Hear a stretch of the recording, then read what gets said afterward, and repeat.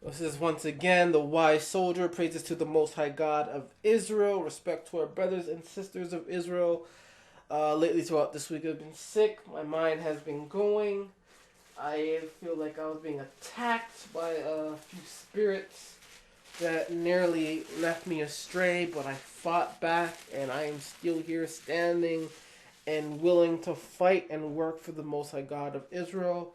So in this video, I will be discussing my own theory on the Super Bowl and what the message is being sent. So first off, you need to, if you realize, if you know this or not, you gotta realize things put out. Sorry, I'm sick still. Things put out in the media, is not just put out there for the sake of being put out there. There's always reasons. There are hidden messages, predictive programming. It's either tributes from the past or tributes to the future. There are specific reasons why. It's not about talent and overcoming the odds and this and that. It's not about that. It's about, you know, you know, a purpose, a reason. There's an agenda, a hidden agenda for it. What's the hidden agenda? I don't know. We will never know. Even if we see things happening and they say things in the news, do we really know what the agenda is? Not 100%, but we can know, but we do know, or most of us, or some of us do know that we are living in Babylon. We're living in a corrupt world, and it is only getting worse. But we need to right now in this video, I'm really much talking about the Super Bowl. I do not watch the Super Bowl, don't care about the Super Bowl, don't care about sports. It is all a big joke.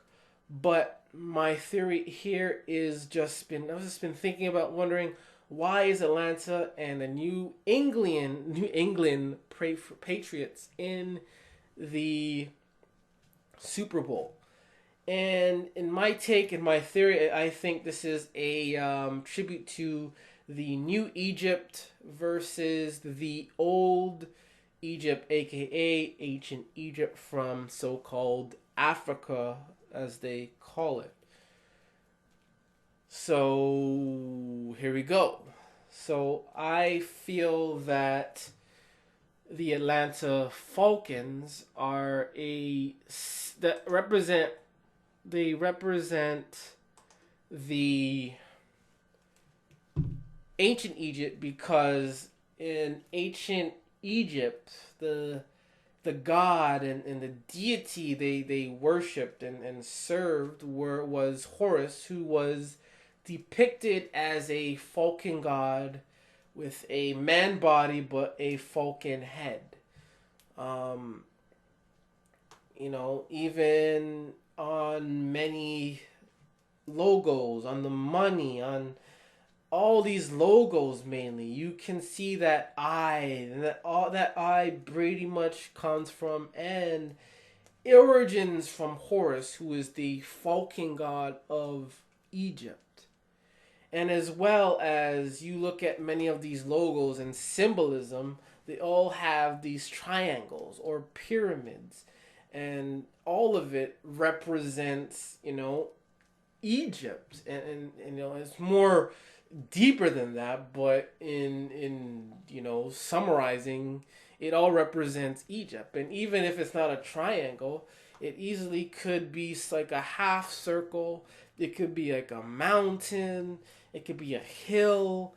It could be an upside down moon. And you may not see the triangle, but sometimes you gotta connect the hidden dots and realize they are still showing you a pyramid without having to show you it. Many people can see that, some can't. Only a few can only see it, but many of you can't because you've been conditioned to think these logos are awesome when they're more occult and when they pretty much come from Egypt. And you need to realize America is the new Egypt, because many of their statues and laws and origin has come and has been similar to those of Egypt as well. The White House is pretty much a symbol to as a pyramid from Egypt.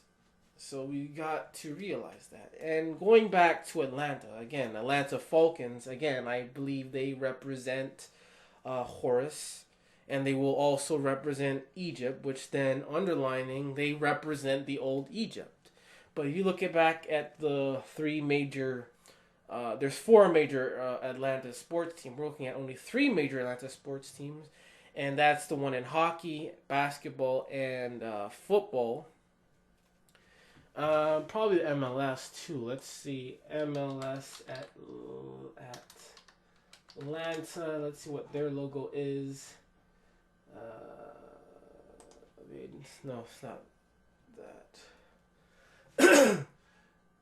Probably there. Yeah, again. So even the Major League Soccer, for Atlanta has a bird similar to the falcon, maybe an eagle, and we have the Atlanta Falcons who has a bird. Then we have the Atlanta Thrashers who has a bird.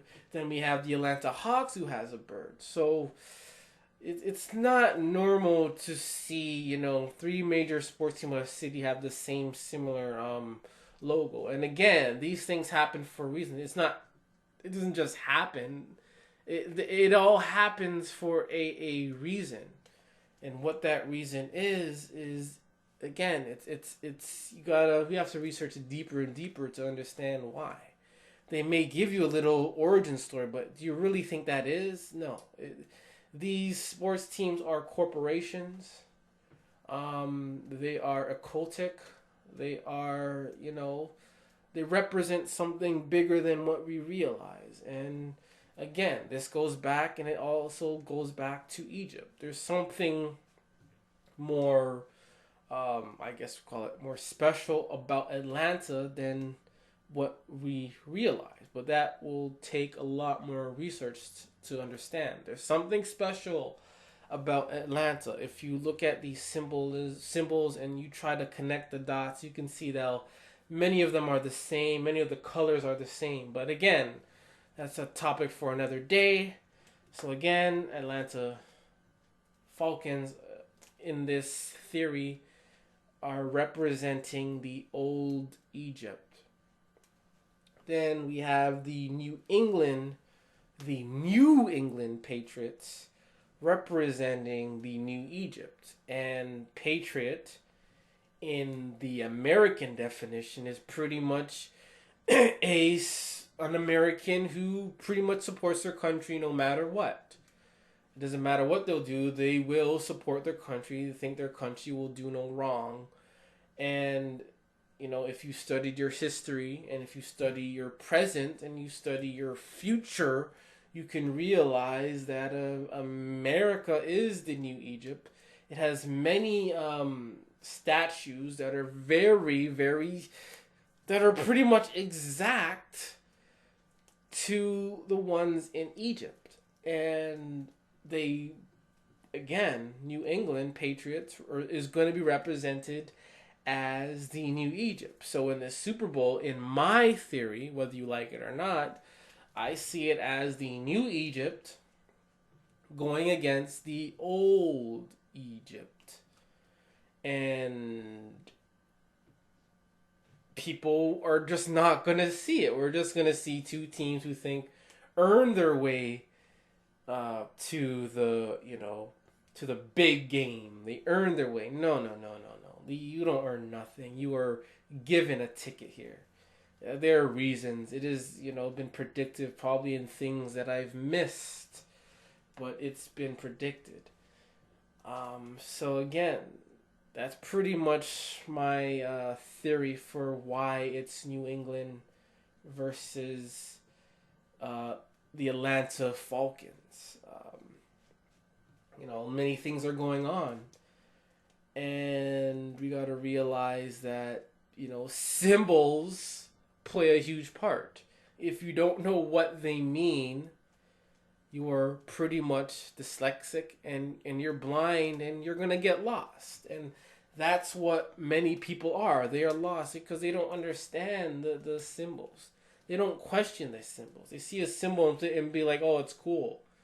I mean, as a kid, that's cool, but as a grown adult, you gotta question and ask yourself, why is this team a symbol for this? Why is this this? Why is this? There are reasons for it. It just doesn't just happen because, oh, it just happens. No, it's deeper. There's a lot of history. There's a lot of deep symbolism into it that, you know, needs to be solved, that needs to, be unraveled.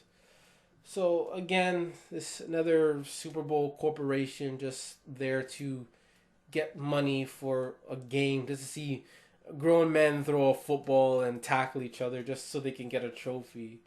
Many thousands, millions of people across the world are gonna sit through that just so they can sit through commercials, just like so they can sit through a halftime show. Then after that, sit through another post game ceremony, and then after that, they forget about it, and then they're pretty much back to where they were, in depth and lost and arguing about what's happening in the news.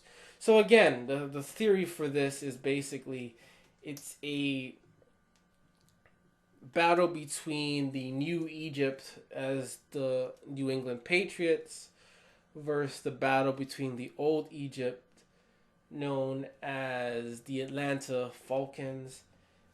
These symbols are not obvious.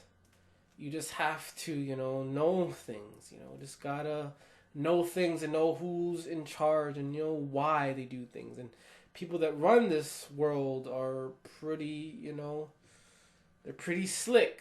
They do things on purpose. They don't just do things because it looks cool. They don't make these symbols because it looks cool.